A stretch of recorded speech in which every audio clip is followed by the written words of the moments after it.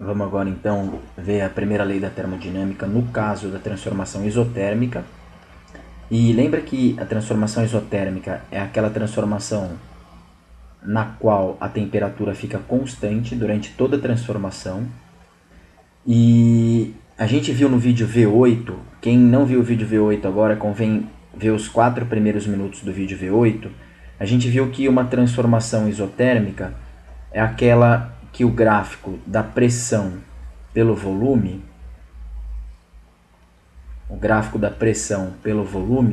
é uma hipérbole, né?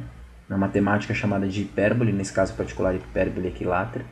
Mas é uma curva, assim, eu expliquei isso nos primeiros 4 minutos do vídeo V8. E essa curva, todos os pontos dela têm a mesma temperatura. Então, se eu pegar aqui, se o gás está nesse estado A, a temperatura dele tem um valor que é igual à temperatura nesse ponto B, que é igual à temperatura nesse ponto C, e assim por diante. Ou seja, uma transformação isotérmica. A temperatura não muda, a temperatura permanece constante.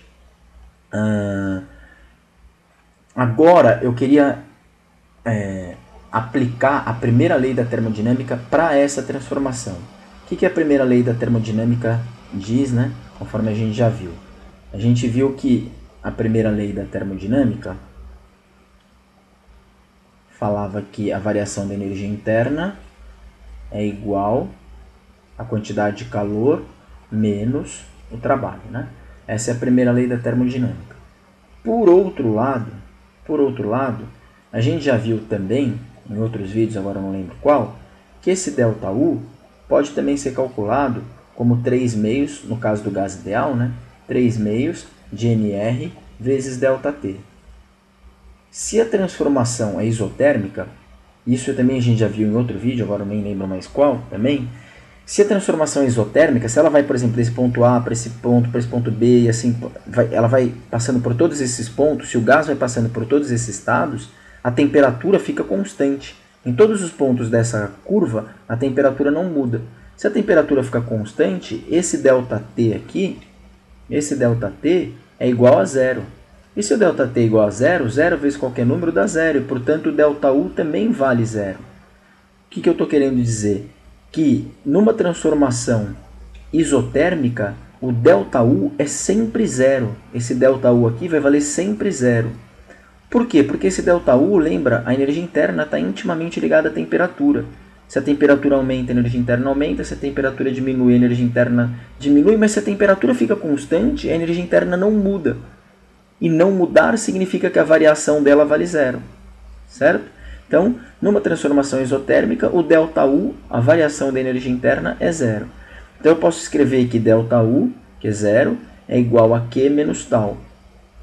E eu posso pegar esse menos tal que está aqui do lado esquerdo e passar para o outro lado. Lembra que quando passa para o outro lado muda de sinal. Ao invés de menos tal, vai ficar mais tal. Então, vai ficar tal é igual a Q. Quando que vale eu dizer que o trabalho é igual à quantidade de calor? Vale em qual tipo de transformação? Na transformação isotérmica. Por quê? Porque o ΔU é zero. Se o ΔU é zero, fica zero é igual a Q menos tal, passo menos tal para lá, fica mais tal, tal é igual à quantidade de calor. E o que isso quer dizer? Isso quer dizer que todo o calor que o gás receber, ele vai usar para realizar trabalho. E repara que essa igualdade não é igualdade só em módulo, é igualdade até em sinal. Se o calor, por exemplo, vale mais 20 joules, o trabalho vale mais 20 joules. Se o calor vale menos 20 joules, o trabalho vale menos 20 joules. Quando? Numa transformação isotérmica. Isso quer dizer assim, ó, ilustrando isso para ficar mais fácil de entender, imagina o seguinte, imagina aqui o recipiente, né, aquele nosso velho amigo recipiente com êmbolo móvel que pode subir e descer. Então, recipiente aqui rapidinho. E deixa eu colocar aqui o êmbolo que pode subir e descer. E vamos pegar a situação que o gás vai sofrer uma transformação isotérmica. Deixa eu colocar aqui o gás rapidinho. O gás vai sofrer uma transformação isotérmica. Aí é assim, no que ele vai sofrer uma transformação isotérmica, alguém começa a dar calor para ele. Então vamos lá, vamos dar calor para ele. Ele começa a receber calor, por exemplo, através de uma chama. E vamos supor que num determinado instante ele receba num determinado intervalo de tempo, ele receba uma quantidade de calor de 20 joules. Lembra? Se ele está recebendo calor, o calor é positivo, 20 joules. E aí, o que ele faz? Se a transformação é isotérmica, o que ele faz com esses 20 joules? Ele pega esses 20 joules e usa para empurrar o pistão para cima, para realizar trabalho. Como? Né? As partículas começam a vibrar mais rápido, ele colide com mais força no pistão, o pistão vai subindo e ele realiza a quantidade de trabalho igualzinho a 20 joules. Ou seja, tudo que entra no gás, tudo que entra no sistema na forma de calor, sai na forma de trabalho. De tal sorte que nada fica com o gás não fica nada para ele. Todo o calor que ele recebe, ele usa para realizar trabalho. Não sobra nada de energia dele, não sobra nada de energia interna. Então, se não sobra nada de energia interna, quanto que a energia interna dele vai aumentar? Não vai aumentar nada, porque toda a energia que ele ganhou, ele perdeu realizando o trabalho, toda ela, integralmente. Então a energia interna dele não aumenta nada. Então quanto que vale o ΔU nesse caso? O ΔU vale 0. Tudo bem? Então, e repara que conforme ele vai recebendo calor, ele, ao mesmo tempo, isso é simultâneo, conforme ele recebe calor, esse pistão vai subindo.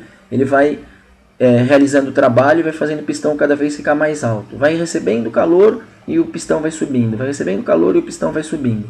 Se vocês associarem o que está acontecendo aqui no recipiente com o que está acontecendo aqui no gráfico, ó, repara o seguinte.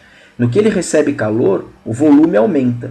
Então, ó, o volume aqui, o volume vai vindo para cá. Ó. E, ó, lembra, a gente já viu isso, né? Volume aumentar, esse é o eixo do volume. Ó. Volume aumentar quer dizer que está indo para a direita. Então, ele está indo, por exemplo, do ponto A para o ponto B. Quando ele vai do ponto A para o ponto B, o volume aumentou. Né? O volume aqui no ponto A tinha um certo valor, e aqui no ponto B o volume tem outro valor. O volume aumentou. O volume aumentou, toda a quantidade de calor que ele recebeu, ele usou para fazer o volume aumentar, né? De tal forma que a temperatura dele ficou em cima dessa curva e, portanto, a temperatura dele ficou constante. Ele ficou em cima da isoterma. Ele não pegou nada de energia para ele. Então, todos os pontos aqui em cima dessa curva têm a mesma temperatura, têm a mesma energia. Se o gás recebe calor e vem daqui para cá, é porque ele pegou esse calor e realizou trabalho. Eu posso representar isso da seguinte maneira. Daqui do ponto A para o ponto B, ele recebeu o calor, né? Ele recebeu o calor, mas ele pegou esse calor e realizou o trabalho. Do ponto B para o ponto C, a mesma coisa. Ele pegou o calor, recebeu o calor, mas realizou o trabalho. De tal forma que ele sempre, em cima dessa curva, toda a energia que ele... Se ele está em cima dessa curva, toda a energia que ele recebe na forma de calor, ele gasta realizando o trabalho.